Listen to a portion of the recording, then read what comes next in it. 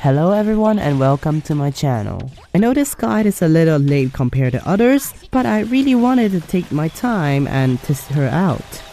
After grinding and playing her for a whole week, today I will be doing a complete character guide on Nanally, one of the easiest and most beginner-friendly S-rank character in NTE.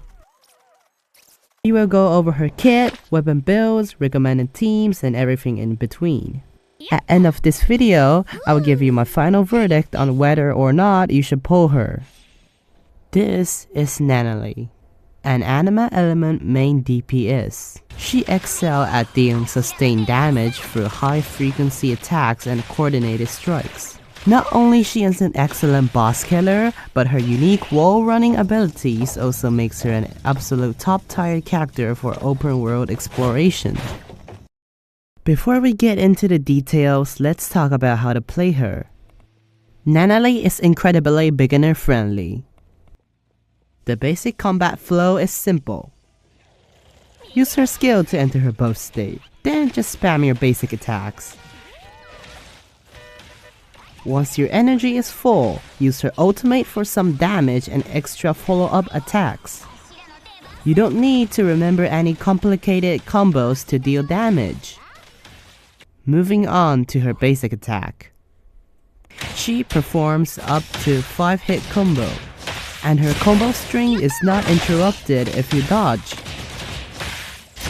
This means you can evade enemy attacks while smoothly continue your high damage strikes. You can also hold the attack button to unleash a slower but powerful heavy hitter attack at any time, which also doesn't get interrupted by dodges. Next up is her skill.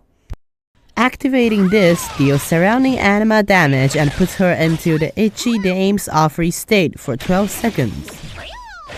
While in this state, she gets a massive 30% boost of her critical damage. More importantly for exploration, this state allows her to completely ignore gravity and run straight up walls and buildings. For ultimate, Nanally summons her underboss. While the underboss is active, it will perform coordinated follow-up attacks every time Nanally strikes, which also creates a small pull effect to gather enemies together. Looking at her passives, Nanally can launch a follow-up attacks when her teammates deal Esper cycle damage as long as she is currently in your itchy dame's offry state. She also have a passive that significantly enhances the Blossom element reaction, boosting both the frequency and overall damage for a team. For her weapons, her signature weapon is obviously her best weapon in slot, providing massive buffs constantly and also after using her skill and ultimate. However, if you are free to play, don't worry. There are excellent options that pretty much fits her. This is the Aura, an A-rank weapon that boosts your basic attack damage every time you attack with the basic attack. You can get this from the gacha, the shop, or defeating this boxing glove guy all over the map. Next is Us. It's a B-rank weapon, so you can easily get it at the gacha anytime.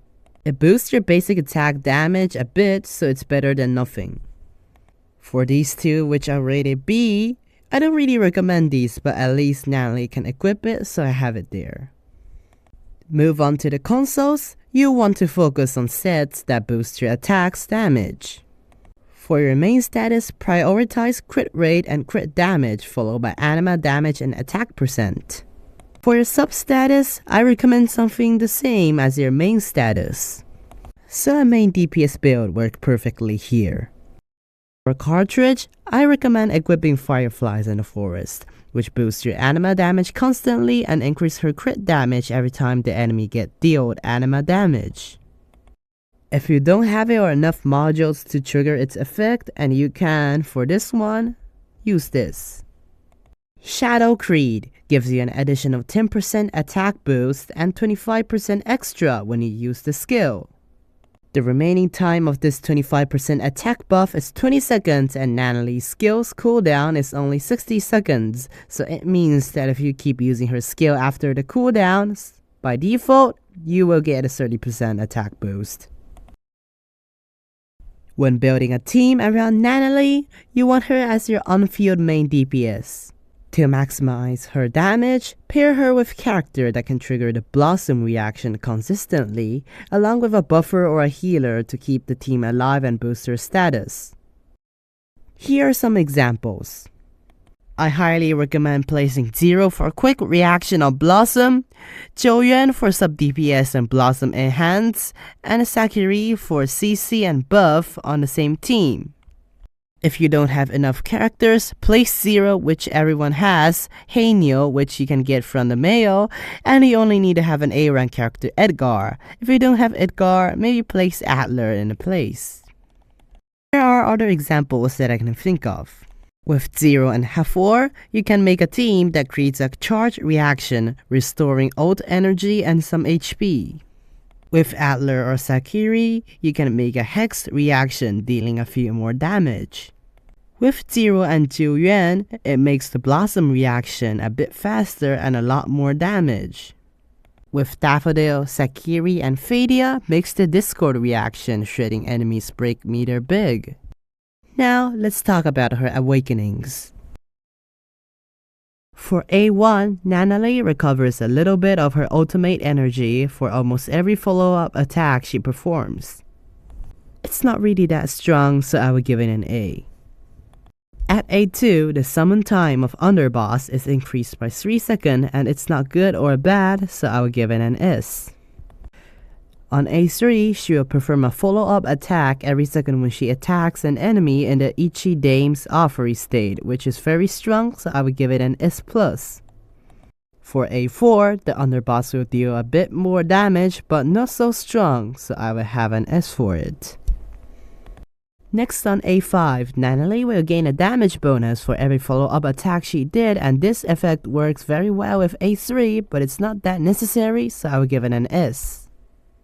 Lastly, at A6, the Ichi Dame's Offery state duration time will be extended to 50 seconds and 20 seconds when out of battle. This is one of the most powerful awakenings, so I will give it an S+.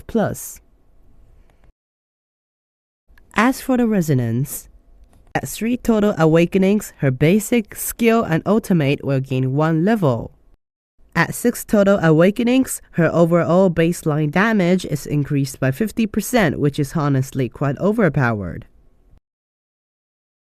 Just like other characters, her life skill allows her to increase the selling price of dishes in your store, making her a great farming currency. Before I give you my final verdict, I want to share my final honest, hands-on impressions after using her a whole week. The wall running completely changed how I explore the map and makes travel so super addictive. That being said, you might want to climb things like fences the old-fashioned way, because for some reason, Nanally just refused to walk on them. In combat, being able to dodge without dropping your attack combo feels pretty much good. You can just basically turn your brain off, like shut it down, and spam your attacks and dodges when you need, and still absolutely melt the bosses somehow. Just make sure to keep a close eye on your HP bar. Since she's constantly up close and personal, punching on the front line the whole time, your health can drain much way faster than you expect. So, the final question: should you pull for Nanally?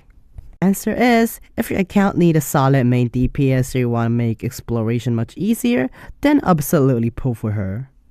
She offers top tier damage with an incredibly easy to use kit, and her wall running makes exploring the city so much faster and more fun. That wraps up my complete guide for Nanally. If you found this video helpful, please leave a like and subscribe for more NTE content, and let me know in the comments if you're planning to pull her. Thank you for watching and see you in the next video.